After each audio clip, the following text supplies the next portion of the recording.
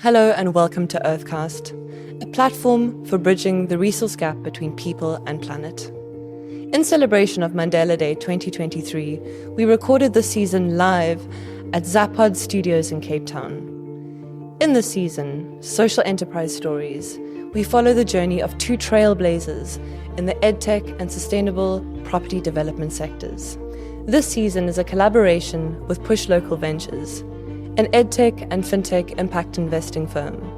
And we are joined by their CEO, Delicia Govender, a social entrepreneur, impact investor, and mentor to many.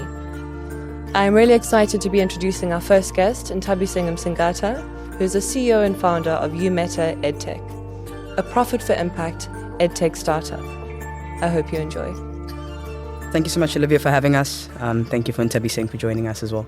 It's been an awesome pleasure to work alongside the Earthcast team, alongside Jeremy, alongside the co that makes this beautiful thing possible. Olivia's right, it's taken us a week to be here, and I think when we met, we had a deep synergy immediately around what indigenous systems look like, around what impact investing could look like, and so this is really just a manifestation, I think, of that connection. And I'm really appreciative to share that platform with many other change makers that want to celebrate Mandela Day with us, celebrate what that ethos means, and be able to still be living, breathing examples of what today looks like in the eyes of the youth who are trying to pioneer sustainable solutions. So that's who I am. That's what I enjoy doing. And I think this platform is just a representation of what that is in my life. So I appreciate this. Thank you so much. Thanks, Dean. Also appreciate that. And Nthabiseng, please, will you give us a breakdown of what you do and maybe for us, actually, why you were interested in being involved? Sure. So for those of you who don't know me, my name is Nthabiseng and I am an entrepreneur. I'm the co-founder and CEO of an EdTech company called YouMeta, but we'll get into the specifics. And the reason why I wanted to be a part of this was to give voice to the voiceless. Oftentimes, youth are disregarded in society with so much to say and so much enthusiasm and, dynamic in their own individual right, but we're not ever given the chance to really voice how it is that we feel and some of the concerns that we have, which feeds into the solutions that we come up with. So that is my reason for coming here, to give you guys background into my life story and what led me to my solution. Thank you so much for your bravery to come and join us. This is the first time we're actually doing a live for Earthcast and a combination between Push Local Ventures and Earthcast. So thank you so much for being brave and giving us your time.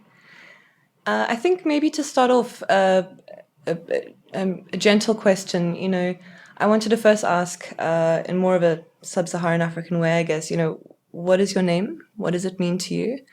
And I'd love a little bit of context on what experiences or aha moments you've had in your life that empowered you to get to YouMeta, because you were talking about youth voices. I know a lot of the youth sound like they're shouting about things and there's this, they just look angry. So yeah. How have you converted that into the successful business you now have? So, first question, my name is Nthabiseng, like I've said. It means happiness, right? And I like to think that I am just that.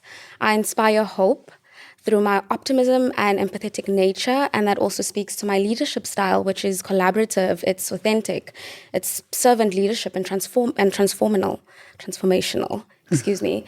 And so some of the aha moments that I've had in my life that led up to this formation of YouMeta was my personal life story, my personal experience in my educational career. So I was smart. I'd like to think I was a smart girl, and I was always told what to do. And engineering just so happened to be that. I was told to go into civil engineering, and it was only in my third year that I discovered it actually wasn't for me. And I had to be brave enough and courageous enough to stay true to my passions, which I later discovered was industrial engineering. So just going through that journey of accumulating tuition and all the time spent at university, I felt as though I don't want to see any more youth in a similar situation. And I asked myself what is within my means, and I tapped into my entrepreneurial passions as well. And so that led me to come up with the solution of incentivizing youth to formulate an informed career identity. And yeah, that has been my story. I mean, I've had to forge ahead through failure, I've had to knock on doors. I've had people laugh in my face about the idea. But another aha moment for me was my resilience. And it just speaks to how I took, yes, I'm a very brave girl with a risk appetite that I've discovered. I love that. So I found myself moving to Cape Town last year without a plan, but I knew I wanted to be part of this entrepreneurial ecosystem that you guys have going on here. I wanted to be a part of that. And so I came here and I found my footing, man. I was rejected, yes, but I persisted. And that led me to where I am in my entrepreneurial journey right now of developing YouMeta. That's Powerful. beautiful. You're very powerful. Thank you. Sorry. Yeah. No, don't Radio apologize. silence. It was mic drop. That's why. Yeah, crickets. Wow. Can you believe the same young person we met at BFA Global a I couple can't weeks believe ago? it. Yeah, how long Yeah. ago did we meet? About Happened 6 in weeks, May, 7 yeah. weeks. Oh, it's been quick, eh? It has It's been a beautiful progression. Yeah. Special. Nthabi, thank you for joining us. I've journeyed with you a bit closer, I think, than most people have had the opportunity to do. As a young person, I'm very proud to see the kind of work that you do. I'm very proud to see your resilience. You're right. You're one of the most resilient young people I know. And I think you'd be defined as the underdog in most of the spaces that you go into. And I think what's powerful is that you continuously overcome that. And that's really, really a key to success, is being able to take failure on the chin and to move forward through it. At the moment now where YouMeta is at, you guys have received a lot of hype around what you're doing. The energy sector is massive right now. Especially with the green economy coming up and being able to understand that Eskom is a crisis not just here, but a global crisis that we're facing in terms of energy. I'm just curious in terms of, you're saying you knocked on a lot of doors and you got them closed, but I also believe that right now a lot of doors are opening for you. A lot of people are kind of knocking on your door at the moment to say, can we have interviews? Can we have conversations? Yeah, what are you doing? How do we stand with you?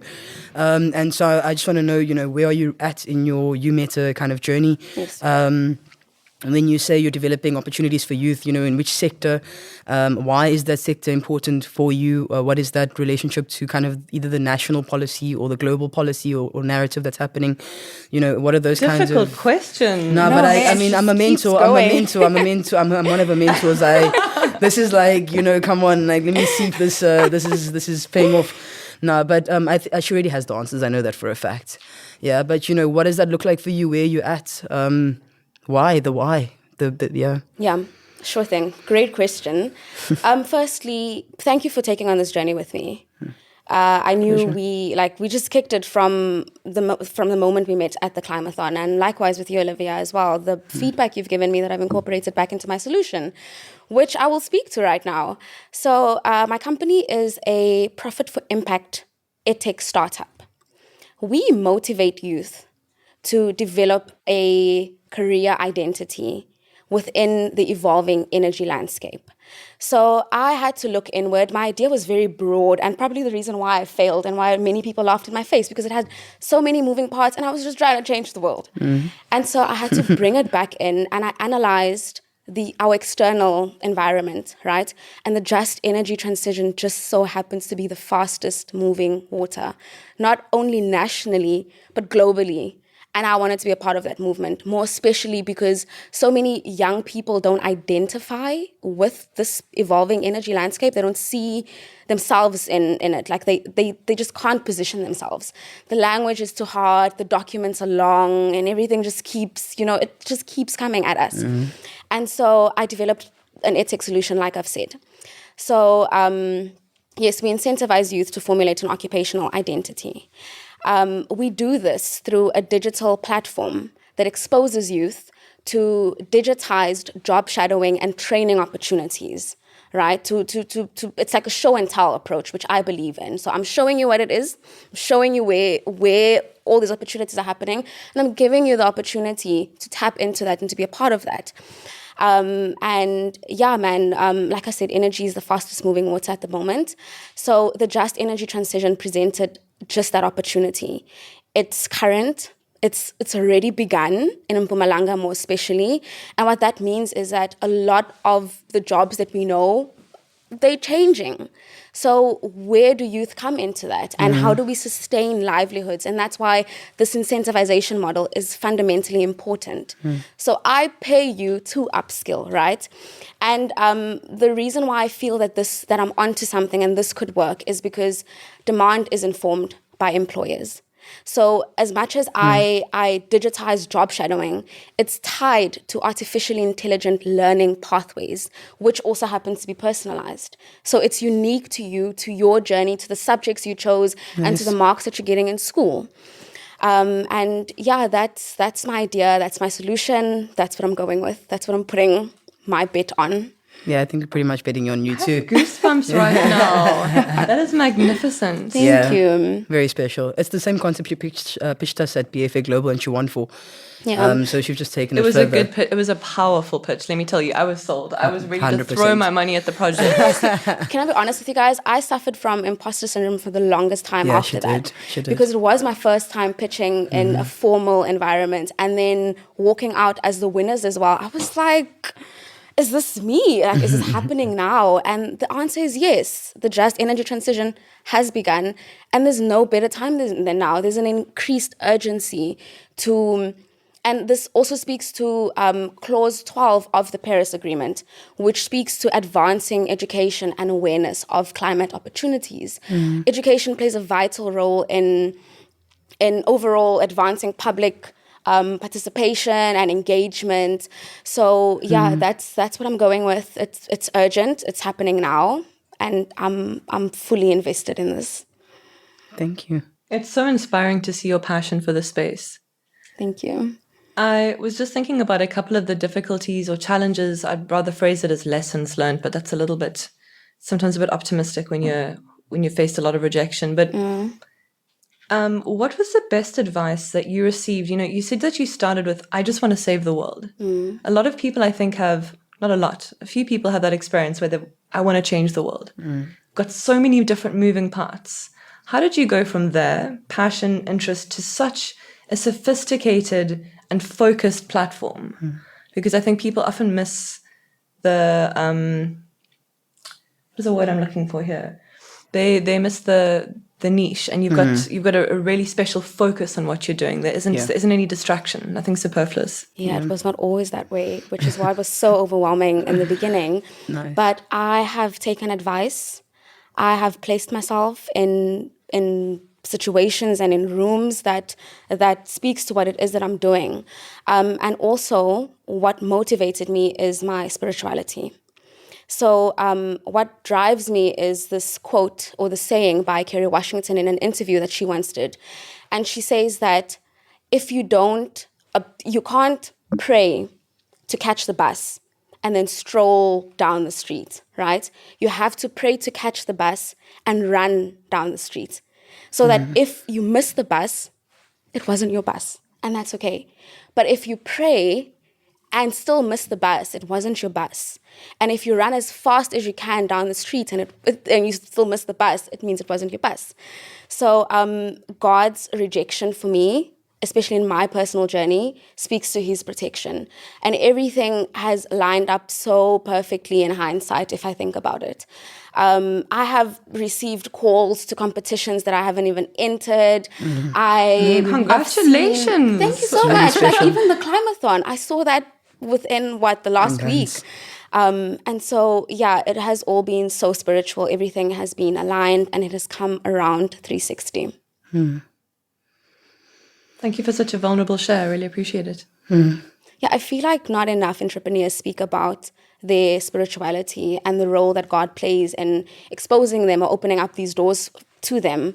And that is my grounding principles. That is my foundation. I'm deeply rooted in that. And I wasn't always, but this journey has forced me to look not only to my own strength, but to, like an internal sort of supply of power and strength and something that knows no bounds and no limitations. So that's my current mindset. I know no bounds. I know no limitations. I will step into every room and completely take up space. It's magnificent. I don't mean to go deep, y'all. No, it's good. It's No, good. I prefer it when you do deep. I'm so sorry to jump in No, here. go for it. I can see it's burning in you. You're like, I'm going to get off this couch right question. now. I'm like, you feel your energy like creeping across the gonna couch. I'm heat like, up. dude, you can, yeah, take it. It's cool. Go. I tag you. So you're talking about the role that spirituality plays in the success of your business. Some people, a lot of people will find that diction really accessible. How would you explain? How do I phrase this? Well, spirituality and empathy fatigue are not spoken about enough in business, including the rat race. And particularly in the work that you're doing, you're working both, profit, people, planet. It's the entire mix. Yeah. So how do you balance, for lack of a better term, your empathy fatigue? What do you do for yourself? I'm not asking you, how as a woman, do you balance your work and life? That's not my question. I am not asking you that. I want to know, I think, I hope I've articulated the question. Yes. How do you feed back into your own cup? Yeah? Absolutely. Okay. Well, the first realization is that I have nothing to give if I don't fill my own cup first. And it doesn't speak to just pouring out a full cup even. It just speaks to giving the best of me that I have to give.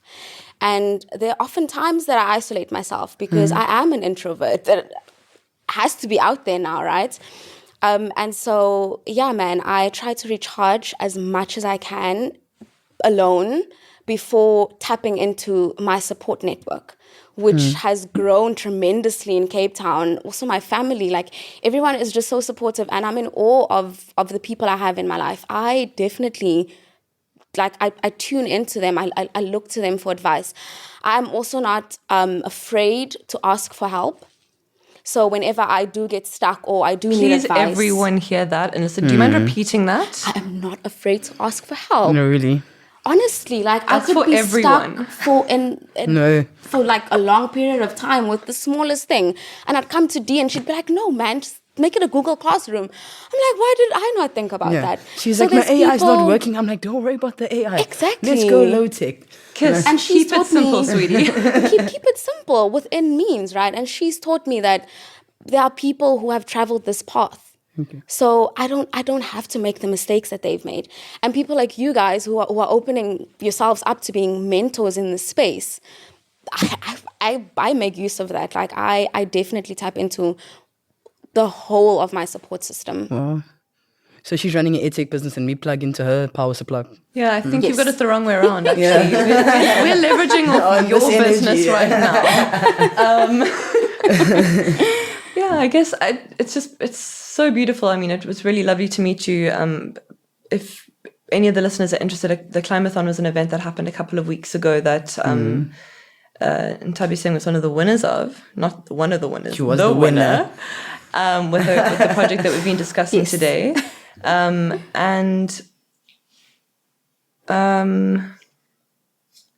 Just gone completely blank on what I was talking BFA about. Global, what the competition was. The Climathon Yeah, but we only met Me. a couple of weeks ago, and I think what's been really beautiful is how quickly the synergy has worked together. I think when you trust your intuition and you reach out to the right types of people, and I'm looking for those who are looking on camera, you can't see, but there's a group of people here that deserve a huge thanks. We'll get their thanks just now, but the synergy of coming together. Before I ask you my last question, Dee, if there's anything else you want to talk about, but if there's anything that you want to mention that maybe other young people, we often listen to these stories of success, and you're like, oh no, I faced these challenges and I did this and I did that, and it sounds great, but if you're sitting in a hole. Yeah. And you're struggling. What is the practical step? It's great and everyone to say, oh, smile, think positive. But what is, maybe if you don't mind sharing, what were your steps? How did you pull yourself out when you struggled with empathy fatigue, inverted commas? Fundamentally, for me, I've had to stop asking permission to take up space. So I've had to validate myself in the midst of rejection. I've had to be the one to validate myself. And it just speaks to how everyone should be so aligned that they know what's for them, that even if it's not working out, you still persist, You miss 100% of the chances you don't take. And so that also just speaks to actively putting yourself out there every day. Like you have to, well, after recharging, put yourself out there, right? So yeah, man, I've unapologetically done that. And that has been my North Star, is to believe in myself, especially when no one else does. I think you'd be surprised at how many people do believe in you, especially ones that you don't know about. Yeah. They I do think so. They must come up and communicate that validation with me. Like, listen, we're It'll not do a lot for my silence right now. confidence. I need some hands in the air. I feel for myself. Speak up. That was a self-high five. Yeah. Self-validation. That was the lesson from the session. I really appreciate you, Olivia and Nthabi. You know, this is going to be corny. I'm going to bring the gender lens into this. We didn't intentionally set out to create a gender-lensed podcast. That wasn't the intention of this exercise. But I'm really grateful to see such powerful young women sitting at a space like this. Chief Etienne, who you guys will chat to in a bit, he always says to me, women and matriarchs have always been the cornerstone of society. And for me to, you know, kind of see that spirit rising once again in our communities, you know, black, white, colored, whatever race you want to, kind of wealthy, you know, low income community. It's really special to see us coming back to being that cornerstone, nurturing in our own ways, because technically a business in my mind is a nurturing tool. It's a tool to feed, it's a tool to serve, it's a tool to, you know, shelter people. That is what a business is, you know. Absolutely. Yeah, if you're not running a business for that purpose, then I don't really... Yeah, I'm not really sure. Like, obviously there's profits, and profits are meant to be there, to be sustainable, but there's 100%. So I'm just grateful to be able to sit at the space like this. And I want to open up the floor to any questions that, you know, maybe on some of our Instagram followers may have, or some of our Zoom colleagues may want to share with us. So my suggestion is, when we do our full Q&A at the end, we'll sit down and all the collated questions we'll ask together. Right. Cool. No problem. Okay, cool. We're going to leave the I actually have one more question. The question sessions till I have later. one more Go question, for it. D. Go. Unless you've got something else to ask. No, I just wanted to be grateful. I'm just amazing. I'm not amazing. I am amazing. You but are I'm amazing. Just, You guys are all I'm amazing. in business mode. I'm just remember amazed. to be grateful. No, go for it. Go for it. No, I'm truly appreciative that you've trusted me and to join me and to collaborate with me. But the last question I always ask on Earthcast specifically, and that's one thing I didn't want to let go of for this, go for it. Given your experience, your expertise, what question should I have asked you that would have helped you tell your story better? I feel that is a very That's a good good question. What did we miss? I mean, that's a great question. Well done. Something that might have been missed during this podcast is my background and my upbringing, which has also influenced me to come up with the solution that I have, serving youth at risk and youth not in education, not in training, and not in employment, right? These are my everyday life experiences. So I'm from a very small colored community west of Joburg. It's called Toekomsrus. Now, my home language is Afrikaans. And so directly translated, Toekomsrus means future rest. And I've spoken to some elders in the community, and they were just reflecting on their own experiences as well, of how the name feeds into the behaviors and how people interact in the community, which is, but I'll get into that. So Toekomsrus is a place where people's futures came to be buried, literally. The youth in my community have stopped dreaming to the point where they don't aspire to anything more. They don't see themselves outside of their situation. And for me, I've always just wanted to plant the seeds of hope, because I feel like that is where everything starts. Like you sitting in your room believing that you can be and you can achieve great things is the starting point of all great things. And so I wanted to go back to my community and give youth hope, to formulate an occupational identity. And the reason why this occupational identity is so important to me is because it's encompassing of your relationships and your interactions with people. It speaks to your self-belief, to your passion, right? So it's fundamentally such a big part of who we are and how we carry ourselves. And just giving people that hope to dream bigger and to see bigger, just generally fundamentally uplifting their aspirations to productivity and knowing that they have a place, not only in society, but in the saturated labor market, that they can feed themselves and their families, and they can use their passions to give back. So, youth development is very important to me, and it again speaks to how it is that I was brought up and what I saw growing up, my environment. So this is for youth. It's by youth, for youth, and that's a slogan that I don't use lightly. Sure. Every time I'm in a room with her, every time. Every time you finish a sentence, another 1,000 questions pop up into my head. I have time. I can be here all night. We're going to have to do a part 2. Yeah, definitely. Yeah, and a part 3 and a part 4. I'm here for all of these opportunities. No, but this is what Olivia was really hoping for when she wanted to bring this, I think, back to the table, was having real voices, real solutions, people that are on the ground, in the trenches, and I think we've achieved that. So thank you for being willing to have the space with us. And Nthabi, thank you for being willing to share so boldly once again. I mean, you stepped up at BFA with courage I've never seen. Today again, the whole day she's freaking out, whole day. Oh my gosh, my first podcast. I don't know, I was freaking out. Never. It is perspective. Oh my gosh. It's perspective. Look at you. Okay. Now that we're almost done with the interview, now you're calm. Okay. We still have live questions, so let me humble myself. I love it. But, you showed up again today, once again, with courage, with bravery, with, not knowing, but being comfortable in the unknowing. And I'm really, really, proud of you for being that person. You teach us every single day. You may be younger than me, you're younger than most of us in the room. Every day you show up with that courage. So keep doing that. And we appreciate you. Olivia, it's been amazing. Thank you. Thank you. Thank you. All right. We've got a message. Showing up. Cool. All right, guys. Great to have you with us. Thank you so much. We are going to jump into some Q&A now, or no? Right at the end? Do you have more questions? So I think for now we're going to wrap up. We're going to take a 15-minute break, and then we're going to bring Chief Etienne in and then do a Q&A with the 4 of us. Okay. Thank you so much for those who've logged in. Please log in again in 15 minutes and we'll join you. Just to reiterate, a huge thank you for everyone involved. And we're really looking forward to seeing the questions that come through. Ask Nthabi really difficult questions. I want her to blush on the spot. All right. Thank you so much, guys. Oh, wait. Nthabi, just look at some of your feedback there. Some amen, sister. Amen, yeah.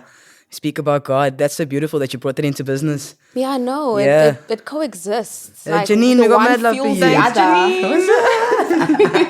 Love you, Janine. And everyone else, obviously. Sorry, that was a bit dramatic. Yeah, thanks for tuning in, but we'll see you in 10-15 minutes. And big thanks again.